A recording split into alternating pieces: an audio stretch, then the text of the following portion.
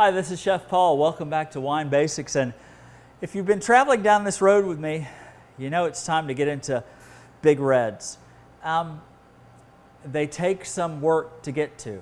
Don't try them as your first wine. But if you've progressed your way from the whites, starting at the low end, Riesling, and by no means am I meaning that Riesling isn't good. It's just a good starting place. It's a great wine. There's more Riesling planted in the world than any other white wine.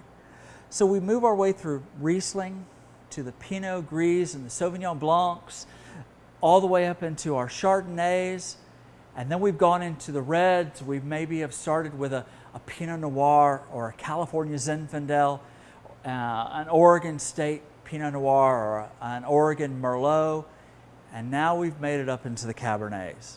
Now, the thing you need to realize is that once we get into a straight Cabernet, and you'll notice the bottles all have kind of a similar shape to them. This is a California Napa Valley Cabernet Sauvignon, which is arguably the most important red grape in the world for winemaking. There are wine grapes and table grapes, and they're not interchangeable.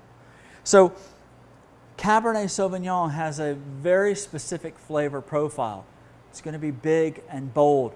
They can lean towards the fruity side. Typically, they're fairly dry, alcohol contents over 13%, okay? And usually these are going to be really complex levels of flavor. Now, beyond Cabernet, we get into red blends. Now, red blends, specifically, I saved bottles from classes, and this was a Chateau Latour de Mont, Chateau Margaux, or from Margaux, not Chateau Margaux, 2012. And this is what we would call a Bordeaux blend or a Meritage. And it's a blend of typically 2 to 3 grapes, primarily Cabernet Sauvignon with some Merlot and something else added to it. You'll see these same blends happen in California also. You'll see a Napa Valley blend, something like this Mad Hatter from 2014. These are blends that are meant to emulate the Bordeaux blend. Bordeaux is simply a region in southwestern France on the coast. Bordeaux doesn't necessarily tell you anything about the wine. You have to learn about what's produced in Bordeaux and where within Bordeaux. This Margaux is a region within Bordeaux, much like Springfield is a region within Bay County. Margaux is a region within Bordeaux. So they use a certain blend of grapes to make this wine.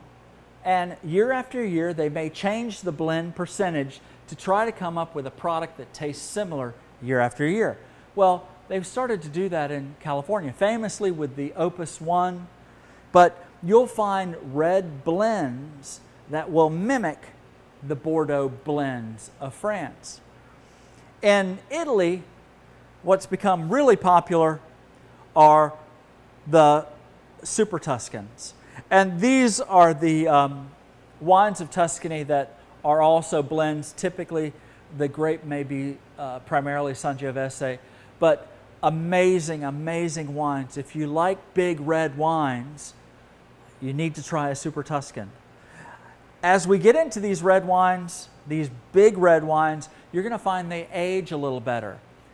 And they're made to age a little better. While some French Bordeaux's we might age for years, some Cabernets from New World locations like South America, in Chile, and in Argentina, where the Cabernet is such an important grape, or Cabernets from Australia and from South Africa, these wines are meant to be consumed pretty quickly, unlike many of the old world wines that are meant to be laid down and aged for a while. As a wine ages, some things happen to it.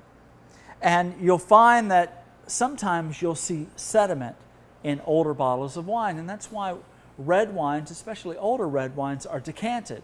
And I hope to show you decanting in a future episode.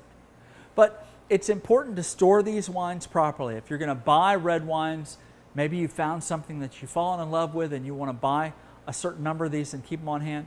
A couple things you want to do. Cool, dry place, dark, leave them in the box if you have to.